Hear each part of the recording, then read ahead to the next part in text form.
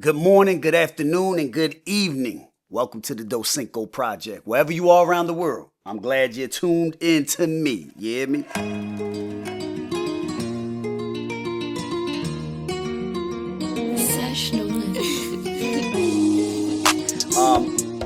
Let's get right to it, y'all. I feel like I'm always doing a to-do list, man.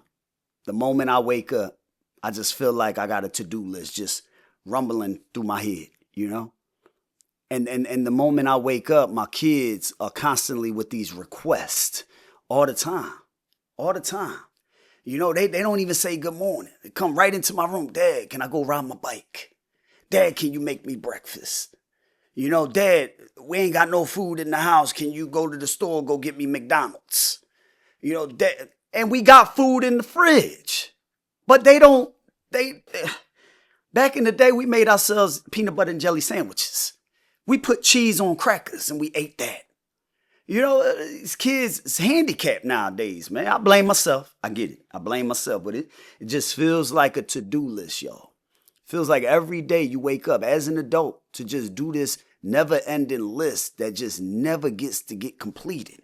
And when you do complete one item, something just pops up. It's just like a bill. You know, you get that check, you pay all your bills, and all of a sudden, surprise, another bill comes in. A parking ticket comes in. Easy Pass wanna come on in. You know, a $2 toll fee with a $50 administration fee. You know what I'm saying? Like, it just comes out. It's like you playing whack-a-mole. Whack-a-mole. Boom. All right, I got this accomplished. Boom, another one pops up. It's ridiculous, y'all. Like, being an adult is not for the weak.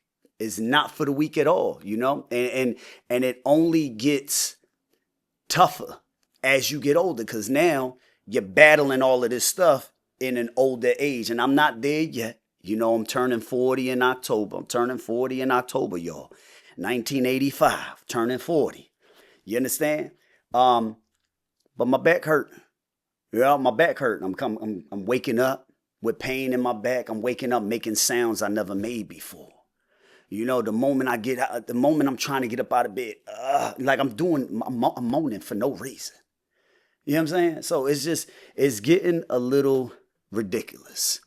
And I'm also thinking about stuff I shouldn't even be thinking about right now, y'all. And for those that have a lot of responsibility with regards to owning homes and you know, cars or whatever, you're constantly thinking about, I gotta get my oil changed in another 2 weeks. Make sure I got money for that. You know they're gonna tell me that I need to go ahead and get some new tires, and then in order to pass the inspection. You thinking about that? I'm thinking about repairing my roof 10 years down the line, y'all. I'm thinking about funding my kids' education. Daryl about to be 15. I got 2 more years with him, and he off to college. Time went by so fast. It went by so fast. It's crazy. And the crazy thing about that is, you know, before he was born, I set up a college fund for him. 15 years later, it looked like I still started. You know, that's because things always come up. Whack-a-mole. Whack-a-mole. You understand? Like, it's that's all you can do. That's all you can do, y'all. That's all you can do. You can just inhale, exhale. You know, it's funny because I got this app on my phone. It's called Calm, the Calm app. It's not a sponsor on this show. I wish, you know, Calm, if y'all want to sponsor me, I'm here. You know, but it's called Calm, and literally 10 minutes every morning, this lady named Tamara Levitz does these breathing exercises with me, you know, and so she tells me, you know, just relax, put my hands on my knees, pause, you know, and just inhale, exhale, and breathing exercises for 10 minutes. And when I tell you I'm relaxed at the end of it, I'm ready to conquer the world after that, you know, but I'm telling you, gotta have some kind of daily routine, y'all. Otherwise, you're gonna drive yourself crazy, you know? And I can only imagine, man, listen. Let's talk about these kids, y'all. Okay, this is the main topic of the show today. Let's talk about these kids. Let's talk about these YNs. I'm gonna call them YBs, but let's just talk about them. You know, it's a little different nowadays. You know, I got 2 teenagers. I got one that's about to be 15, another one that's 12, about to be 13. You know, obviously I got the youngest one, he's 9, but he's not a teenager yet. But nonetheless, got 2 teenagers, you know. And The way the world is today is totally different from the way we grew up. And I know every adult says that. I know every adult says that. But this is like no other. It's like no other. These kids is being raised. The hip hop they being raised on is literally, I'm going to rap about all the crimes I done committed, I done recorded, I done put on social media, and I can't wait for y'all to lock me up. That's the type of music these kids listen to, and they don't even understand. They being brainwashed into going into the police system and into the justice system. They don't even realize it. Y'all literally setting yourselves up.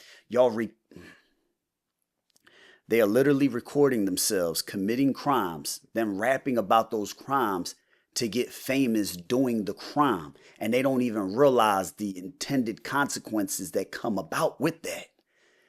Next thing you know, you're in court after committing 5 murders that you done rapped about, and you talked about how you did it, and you talked about where the bodies are. And now you in court and you ain't even allowing the prosecution to work for their money. They literally are burying you based off of the evidence that you gladly put out and you provided. This is getting a little ridiculous, y'all. I remember back in the day, there was a saying that said, gangsters move in silence. Nowadays, is gangsters move with a loudspeaker. I'm going to amplify everything I do in order to get famous, to be a famous criminal. And I don't want to put specific rappers out there as far as the names, but this is what it is now. And Philadelphia, because obviously I come from Philadelphia. Philadelphia is literally mimicking Chicago drill culture. That's all it is. They literally mimicking Chicago drill culture. That's all it is. This music nowadays, and I swear I sound like such an old head, because I remember my dad saying, you need to turn that junk off when I was listening to Tupac and DMX and all them, right? You need to turn that junk off. They ain't talking about nothing that's positive and all. I sound the same way to my kids. My kids looking at me like, you don't even know what you're talking about, Dad. And then I got my son over here rapping about taking bodies and all. I'm like, hold on, this is a new generation. You taking bodies? Like, is this really happening or is it imaginary? This is what goes through your mind sometimes, man. It's a little different. I want to put this video on, right? I want to put this video on of what I'm talking about. I know we say that music, is just a form of expression and all that good stuff. Listen, I'm a firm believer in expressing your feelings, but when you have music that's being put out there in order to kind of brainwash an entire generation of kids that don't know no better because they haven't developed their brains yet. It takes about 25 years old, your frontal lobe's finally complete, your entire brain's finally developed, right? So you got these kids 12, 13, 14, 15, and even younger listening to this music, and they can't tell reality from imagination, y'all. So they can't even dissect. They thinking, oh, it's cool to be that way, man. Listen, man, let's just play it, man. Let's just play it. How your whole block crack is the balloons in the sky. Lot of ops want me dead, so I tell them come try. But I slide first, all I hear is fire. That's that nigga. Hey, that's how I'm coming, bitch. Like a track star, I'm on my block, really running shit. I do this shit in real life, but this shit is not a skit. Remember putting tape up on the line just to make it fit. I remember sliding every day, I wasn't at the park. I ain't had no lighter, but I really had to make it spark. Keep that eye on me like my real name was Rockstar. That little girl knows those lyrics word for word. And she knows that when she talking about sliding and she talking about shooting, like she knows, like she's putting the gestures right with the words. You understand? It's this low frequency that's attacking these kids nowadays. And you know what the sad reality is? You got the parent, you got the guardian, you got whoever on that next seat encouraging this child to just put herself in destruction. And some of y'all are going to say, yeah, you probably going a little too far. Okay, well then tell me about all of the craziness that's going on in these neighborhoods nowadays where you got these young boys at 12, 13, 14 years old and they just dropping bodies left and right and recording these songs. They're obviously following someone else. They're following drill culture. They're following the next rapper that said he just took 14 bodies. So now you said, oh, I got to get to the 15th because now we keeping score. You understand? And now all of a sudden we got these different groups, these different blocks that are battling one another, or they shooting, or they trying to kill one another. For what? For what? Just so I can put you in a song and say that I'm smoking on this person or smoking on that. And you got this little precious girl. Let me tell you something. One thing that I don't play about is I don't play about these kids, man. You got these little kids, they're precious. What you put on them as far as mentally is what comes out. You understand? And when you're putting innocence on them and you're teaching them the right way, what to do and how to do, and just continue to be innocent as children, they will project that type of attitude where they're happy, where they're calm, they ain't cursing, they ain't doing nothing. But when you put this crazy influence on these kids of this self-destruction and destroying destroying the next person, then you got a different type of kid, y'all. You got a different type of kid. Now that kid running around crazy and you just amplifying it. But the crazy reality is when, it's all fun and games now. It's all cute now, right? But the sad thing is when that child decides to get older and now they cursing you out, or they threatening you with a gun, or they becoming a headache for you. And now you got to go out and you have to go ahead and put money on their bail, or you got to put money on their lawyer to defend them for a crime that they committed because you done put all of that influence on them at an early age, and that's all they know. See, it's all fun and games when they kids, but when they get older, you don't realize the effects that you're having on these kids, man.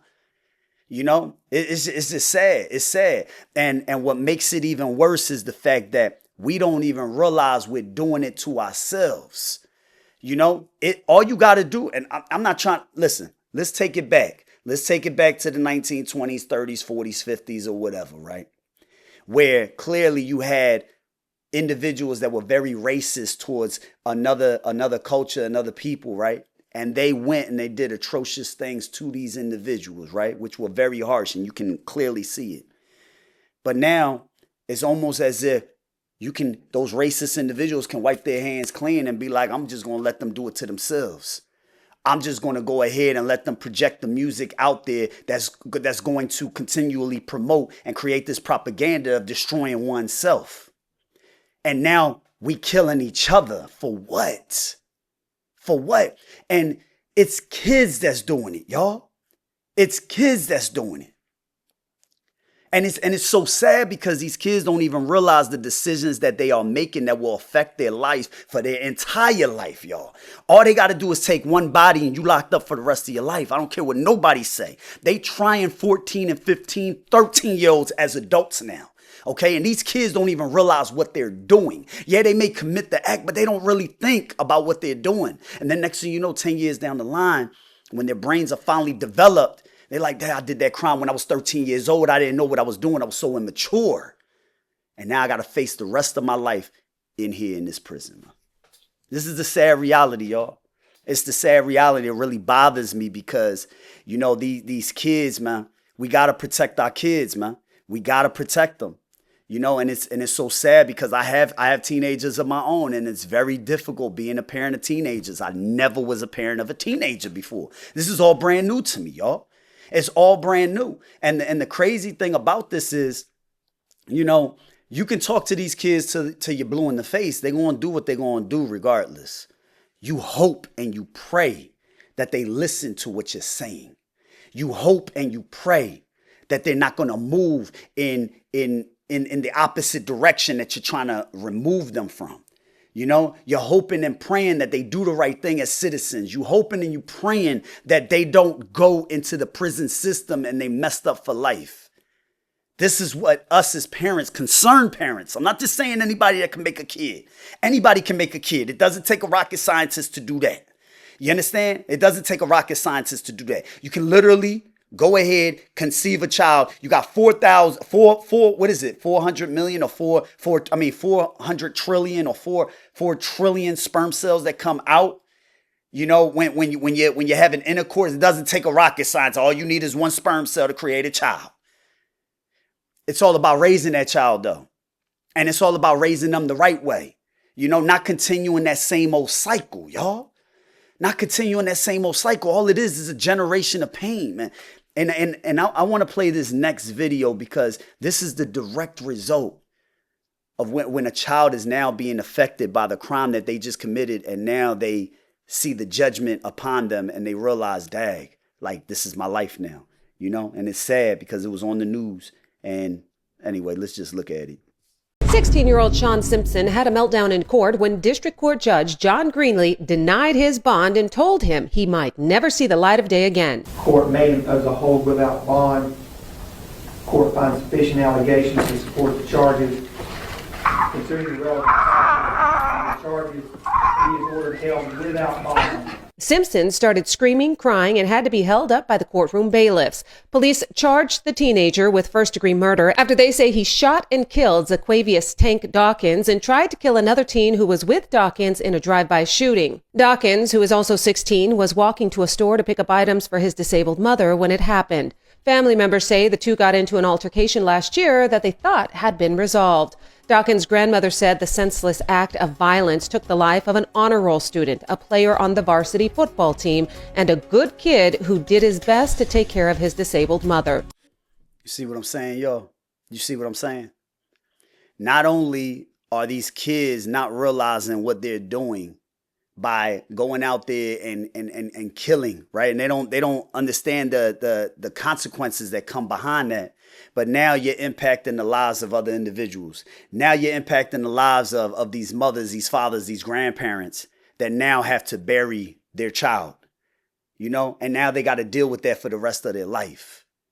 And then on the other side, the parents, the grandparents, or whoever have to deal with the fact that now they got to visit their child for the rest of their life behind bars, you know, and when you're locked up, and you're behind those bars, that's another world in itself. So not only are you there doing your time, but now you got to watch your back. Now you got to play by the rules within that prison. You know, it's just, it's sad, man. It's so sad. And you see the way that boy was crying, you know, because I believe it finally hit him. I believe it finally hit him. Dang, I'm never seeing the light of day again. And that judge revoked his bail. You ain't getting no bail money. And sometimes I believe that there's a huge propaganda that is put out there in order to brainwash these children. Think about it, right? The TV shows that I grew up on back in the day, back in the 90s, you know, even back in the 80s, the 70s, the TV shows, they all had life lessons. They all had life lessons. They all spoke about specific problems and topics. And they delved deep into them. And you always saw family together. You always saw kids respecting their parents. You know, you just saw a different culture. Nowadays, it's a free-for-all, man. You got kids watching kids create content on YouTube. And all I hear is a whole bunch of yelling, a whole bunch of cursing, a whole bunch of nonsense being spewed by kids. So now it's kids watching kids. Is no longer structured programming. It's no longer structured programming. Now it's a free-for-all. Now everybody's doing whatever they want, however they want. And now we're all picking up the mentalities of the next person that just created the content, if that makes sense. It's a sad reality in which we live in, man. But to us parents out there, we got to be on guard. We got to be on guard. You got to be on top of your kid no matter what. No matter what. That child may be annoyed with you. That child may get so irritable with you because you're like, where you going? What time are you coming back? Who you with? Let me see your friends real quick. Let me see where you going. Give me your phone so I can look at it. Let me tell you something. You in my house, there is no privacy. There is no privacy. I don't care what nobody says. There is no privacy. There is no doors being locked. Okay? This is my house. Them doors stay open. Or if you want to close your door, it better be unlocked because I'm not knocking to come in. I'm coming in. You know? And if I'm paying for the phone, no, forget that. If there's a phone in my house that you have, I have every right to go through that phone and look through text messages, look through your social media and find out what's going on. I'm the parent. There is no privacy. You know why? Because you leave these kids with all the privacy and you don't even realize they starting wars outside that you cannot help them with until it's too late. Period. I don't care what nobody says, y'all. And I'm so passionate because, you know, my kids, I want to see them do the best that they possibly can. I want to see them grow. I want to see them be successful. You understand? And yes, children are going to make mistakes, but I don't want them to make mistakes that's going to cost them their life. I don't want to bury no children. You understand? I don't want to bury no children. I don't want to visit none of my kids behind bars. You hear me? I don't want to have to deal with that. So I'm so passionate because, you know, it's one of those circumstances where we as parents, we have to be on top of our kids. We can't let them roam free out there in them streets, y'all. Because we thinking, okay, the iPad, the cell phone, that's the babysitter. I don't want to deal with that. I don't want to have to deal with a million questions. I don't want to have to deal with doing activities with my kid. Well, you better start. You better start. You better start being on top of these kids, taking them to the park, having recreation for them, and doing something in order to occupy their mind. Because if you're not occupying their mind, somebody else is. Them dudes out in the streets are.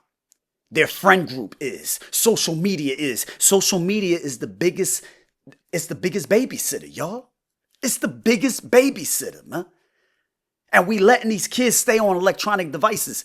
Steve Jobs, the man that created Apple, the man that created the iPad, the iPod, the iPhone, he said that he said that he refused to have his child on electronic devices in the house.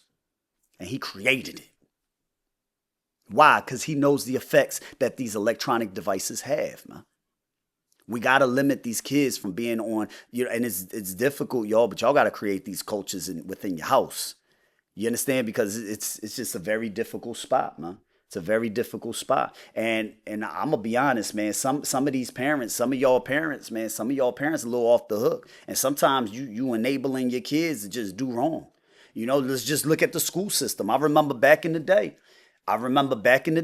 when I was in the school system and my teacher said I was acting up, or my teacher said that my grades were falling behind and things of that sort, my parents were right there. Oh, really? Okay, well, you already know what's going to happen when you get home. You understand? And you're going to stay in that room until you get your grades up. It was a village. Literally, teachers, parents worked together in order to help the child. Nowadays, it's teachers against parents. It's teachers against parents. It's child and parent against the teacher. The teacher that's spending 8 hours a day taking care of your child and making sure that your child is educated. And meanwhile, you're going against that same person that's trying to look out for your child and making sure they're getting educated. All they want you to do is do your part when they're at home. Or reinforce the fact that there are rules within the classroom. See, it's not like back in the... Let me tell you something. I don't care what nobody says, man. We got to bring back corporal punishment. We got to bring back... Go over there to that wall, you sit and you look at it and you think about what you did. Okay?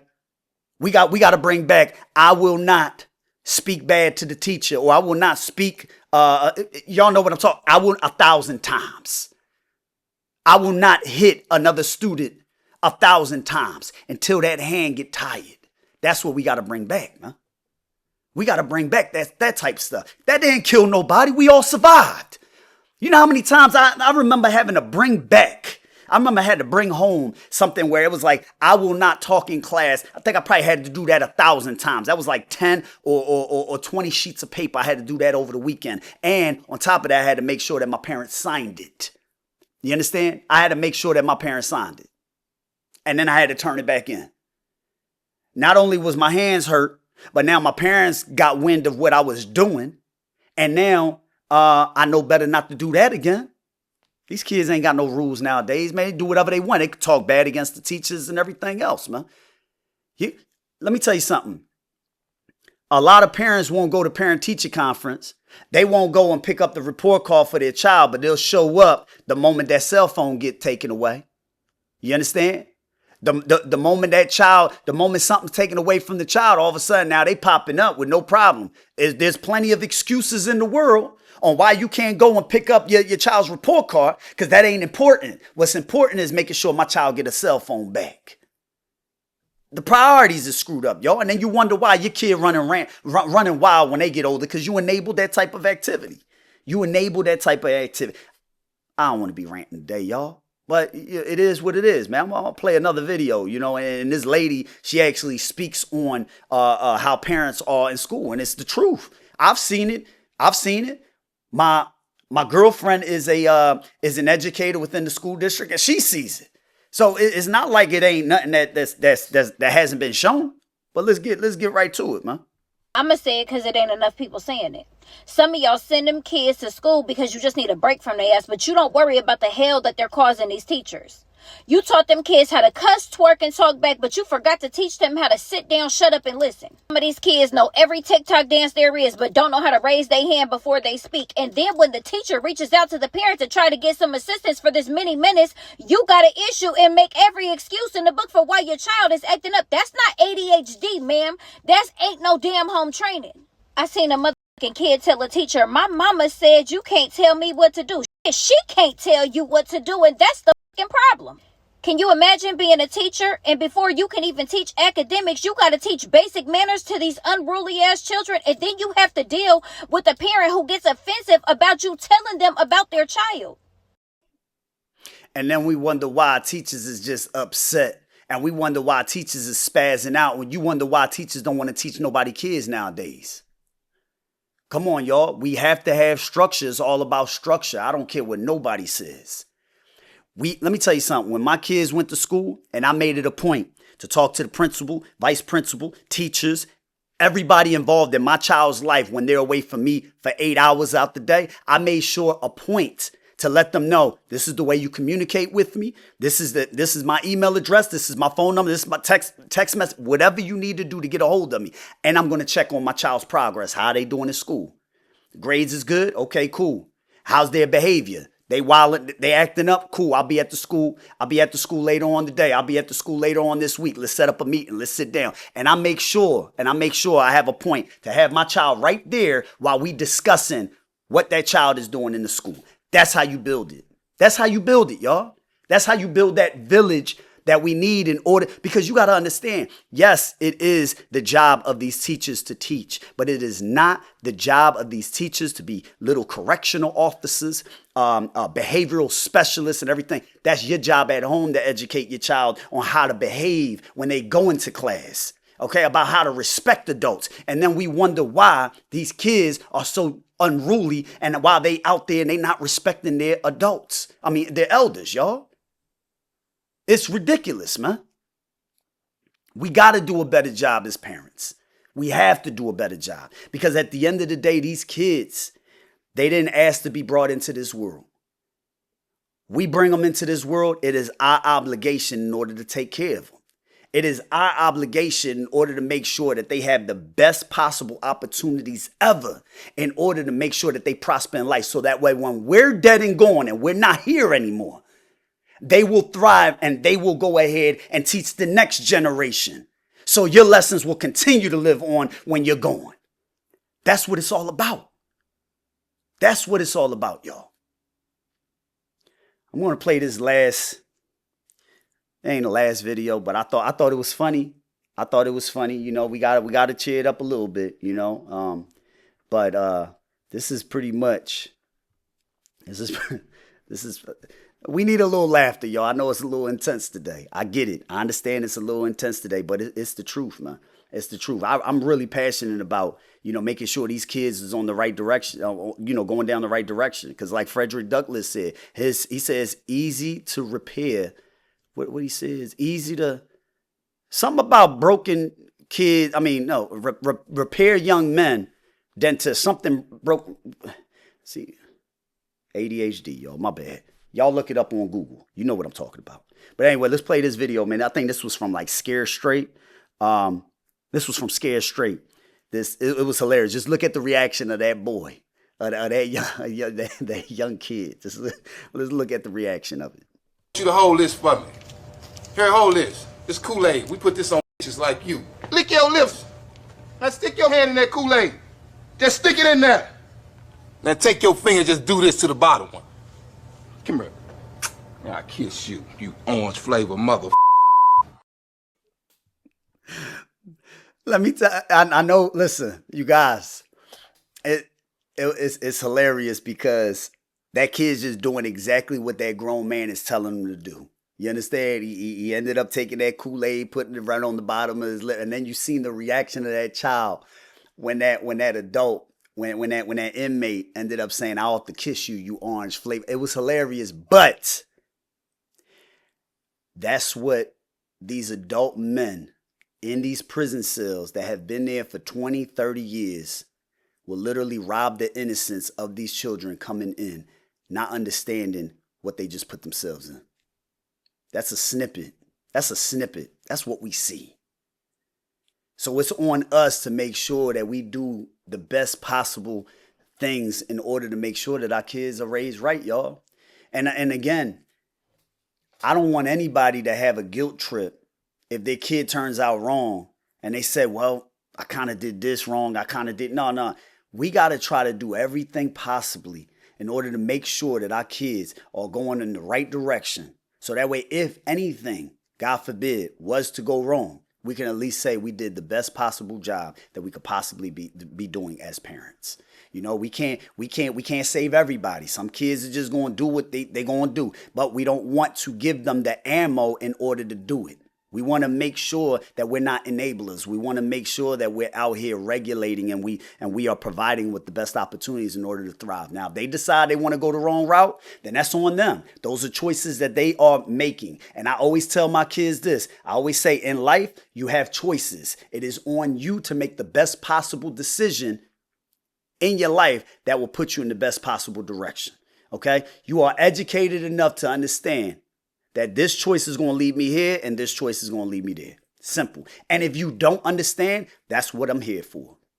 Or any authority figure is there for, in order to kind of try to, help you out to the point where you ain't going in the wrong direction.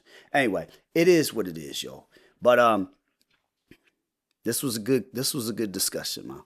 This was a good topic.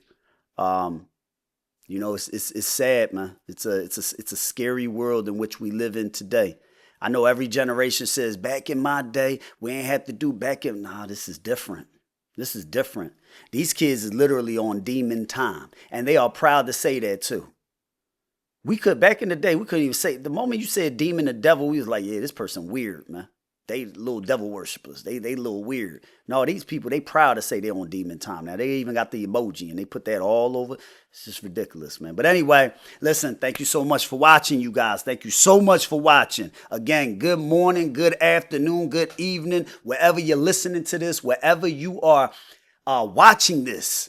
I really appreciate the support, y'all. Make sure you like, subscribe, share, social media. Follow me on Instagram at Doscinco X.